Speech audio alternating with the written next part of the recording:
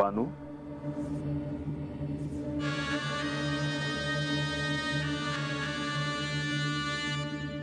बानू, इतक्या मोठ्या दैवी साक्षात्कारानंतर देखील तू अशी गप्प का आहेस? मला काय बी कळणं झालं आहे देवा. म्हणजे हे समजा माझ्या चांगल्यासाठीच झालं असेल. पर हे समजा काय म्हणायचं देवा? आणि मलाच काय हे समजा कळावं? कारण इंद्रदेव तुला सहाय्य करत होते. ही घटना घडणार हे मला कळून चुकले होते. इंद्रदेवांचे प्रयत्न योग्य ठरले. पण बानू, आपले मूळ स्वरूप समजून घेताना तुला एक महत्वाची गोष्ट कळली आहे. त्यासनी मी भाऊ मानलं तेच श्री विष्णू देव आहेत. हे कळलं तर मला काय बी सुधारणा झालं. मला हे समज कळलं आणि असं वाटत होतं का माझ्या पायाखालची जमीनच सरकली आहे जण. पर दुसरीकडे असं बी वाटत होतं माझ्यासारखं भाग्यवान दुसरं कुणी बी नाही. बानू, तू खरोखरीच भाग्यवान आहेस.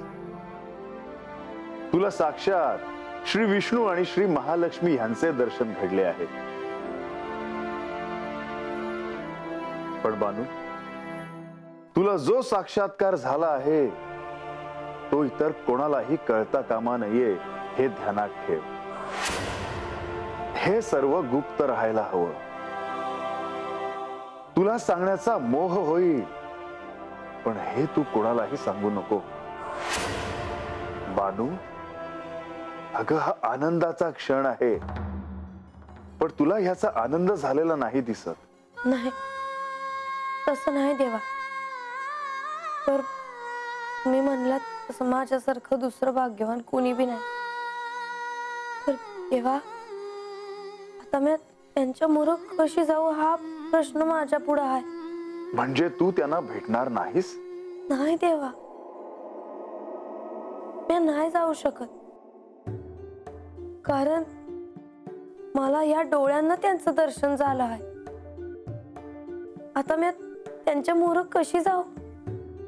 त्यासनी कसं वाटल? हा विचारही करू नकोस बानू. तुला दर्शन देणं हा त्यांचा निर्णय होता आणि त्यामागे त्यांनी काहीतरी विचार केला असेल.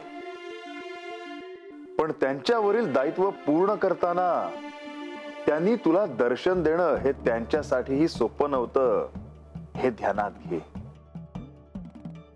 जे सत्य आहे ते स्वीकार कर बानू. तुला त्यांची भेट घ्यायलाच हवी. तर देवा, बानू, तुझ्या मनात कोणता संभ्रम चालू आहे हे मला कळत आहे. पण आता तुला हा विचार तुझ्या मनातून काढून टाकायला हवा. ह्या जेजुरीत श्री विष्णू आणि श्री महालक्ष्मी यांचे अस्तित्व आहे हे कोणत्याही मनुष्याला ठाऊक नाही. हे केवळ तुला आणि तुलाच ठाऊक आहे. त्यांना देखील तुला भेटून आनंदच होईल ह्याची मला खात्री आहे. बानू, विचार नको करू. त्यांना भेट, त्यांच्याशी मनमोकळेपणाने बोल. त्यांनी तुलाच बरं वाटेल. वय देवा, तुम्ही म्हणताय ते बरोबर आहे. मी हे कुणासनी बी सांगणार नाही. आणि उद्याच मी जाऊन त्यासनी भेट करते. शुभम भवतु.